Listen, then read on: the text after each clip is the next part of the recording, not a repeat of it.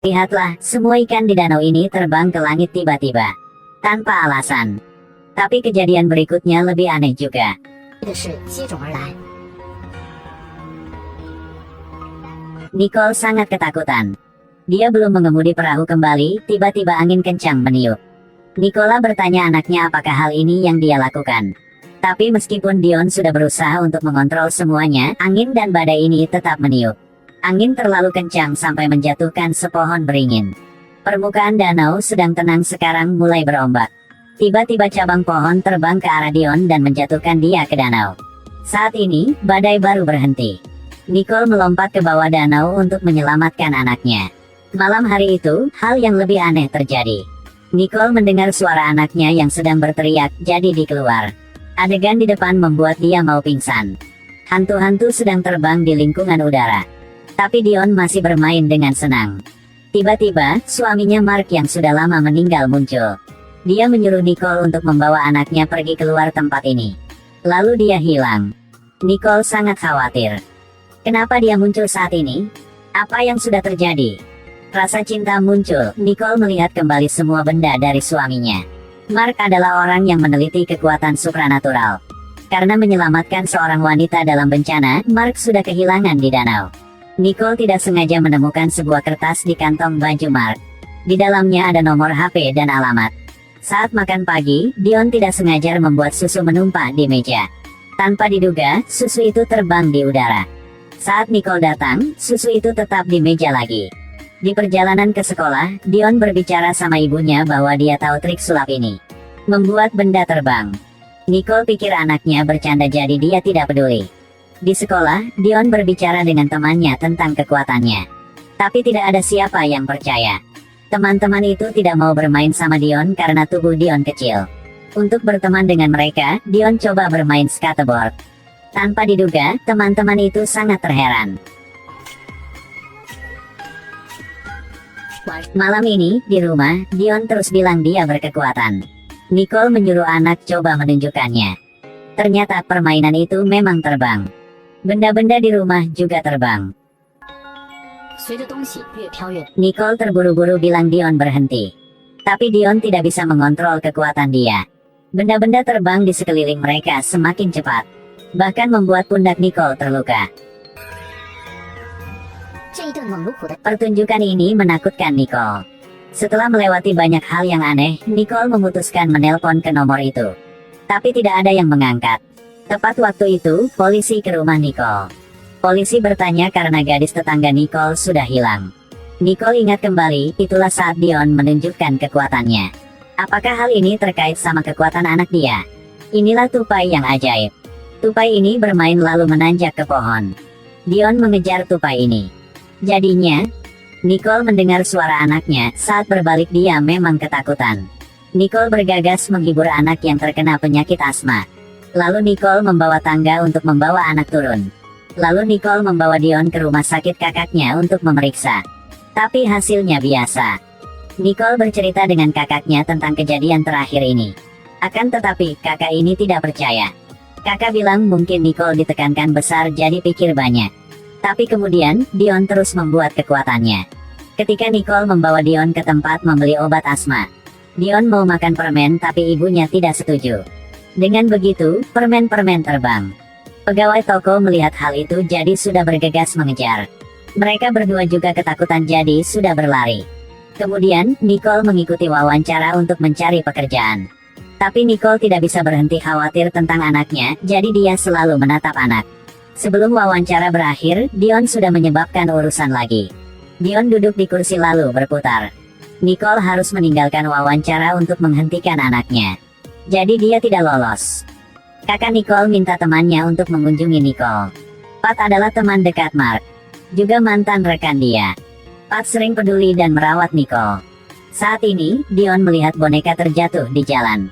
Tiba-tiba, Dion bergerak sampai jalan. Nicole sangat terkejut. Pada waktu itu, ada mobil yang berkecepatan tinggi melewat. Malam itu, Nicole menceritakan semua kejadian yang terakhir ini untuk Pat. Tapi Pat merasa sangat biasa. Pat mau melihat kekuatan Dion. Oleh itu, Dion terus berpikir untuk menerbangkan permainan. Pesawat permainan di kamar terbang di udara, tampaknya pesawat yang sebenarnya.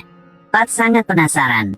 Setelah Dion tidur, mereka berdua berbicara tentang cara mengontrol kekuatan itu. Karena kalau tidak bisa mengontrolnya, pasti akan membahayakan. Pat menyarankan Nicola untuk ikut belajar Thor. Memakai suatu benda seperti palu untuk menunjukkan kekuatan. Jadi Nicole memberikan anaknya jam tangan Mark, benda ini seperti benda melindungi Dion. Masa lalu, ketika dalam kondisi bahaya, Mark hanya perlu menyentuh jam ini lalu bisa tenang kembali. Jadi saat yang mau kehilangan kontrol, Dion bisa ikut menyentuh jam ini. Tapi, saat di kelas, Dion masih hadapi hal yang tidak bisa diperkirakan. Si temannya sudah menipu Dion untuk mengambil jam ini. Dion marah, makanya Dion memakai pikiran untuk menerbangkan teman itu ke dinding. Kepala sekolah menyaksikan semuanya, jadi sudah menghukum Dion berdiri di kelas. Suatu hari, Nicole menerima telepon dari nomor telepon yang ajaib itu. Berjanji bertemu dengan Nicole di hutan yang tidak ada orang pun. Nicole segera menolak. Tapi orang itu bilang cerita tentang suami yang telah meninggal. Jadi Nicole sudah ke hutan itu, tapi tidak ada siapa. Saat itu, ada wanita yang tiba-tiba muncul. Setelah berbicara, ternyata wanita ini adalah wanita yang diselamatkan oleh Mark. Mereka mengenal di Iceland. Dan sudah melihat fenomena yang ajaib. Semua orang di sana mulai milik kekuatan supranatural masing-masing. Kekuatan dia adalah menyembunyikan butuh. Kekuatan Mark jauh lebih spesial. Nicole sudah paham, kekuatan Dion diturunkan dari ayahnya. Nicole berbicara bahwa dia sudah ketemu roh Mark. Wanita ini sepertinya ketakutan. Dia bilang orang yang mau membunuh dia sedang datang. Lalu wanita ini dengan cepat hilang, tinggalkan Nicole sendiri. Setelah pulang, Nicole menerima sebuah video dari wanita itu. Dalamnya ada petir-petir tapi bentuknya sangat mirip dengan bentuk orang. Dion melihat ekor rubah ini terluka jadi Dion tutup mata. Terus-menerus membisik. Kedua tangannya mengeluarkan cahaya yang aneh. Tentu saja, keajaiban sudah terjadi. Luka ekor rubah ini sudah sembuh.